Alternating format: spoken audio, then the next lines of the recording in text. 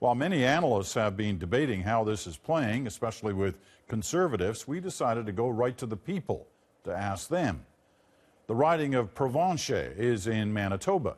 It was the longtime riding of former Conservative cabinet minister Vic Toews. He won all of his elections with 50 to 70% of the vote.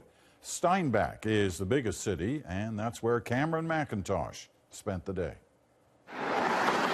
Along Steinbach's main drag, the signs are starting to appear.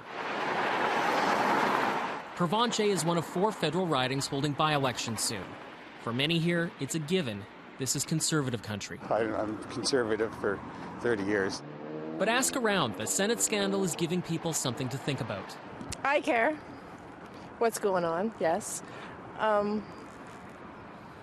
just haven't come to a verdict yet, so I'm still thinking about it. It's hard to change habits, and I would say it would probably remain conservative, but people will have second thoughts about what they're doing.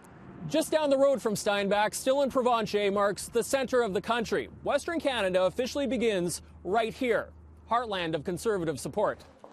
In Saskatchewan, Pamela Wallin is a household name. The Conservatives hold all but one seat. Opinions are split. I feel like it's a witch hunt. That's what I feel. There has to be something to this. To Calgary, where the Prime Minister calls home.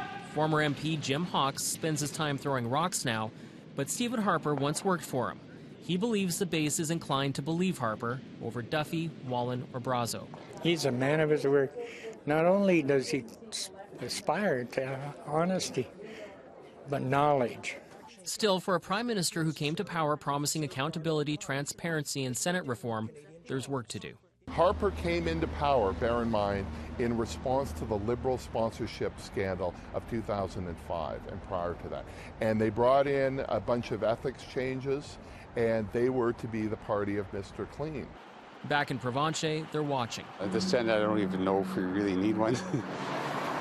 If this is truly a barometer, the Prime Minister has time to convince his base. Voting day here is still a month away. Cameron McIntosh, CBC News, Steinbach, Manitoba.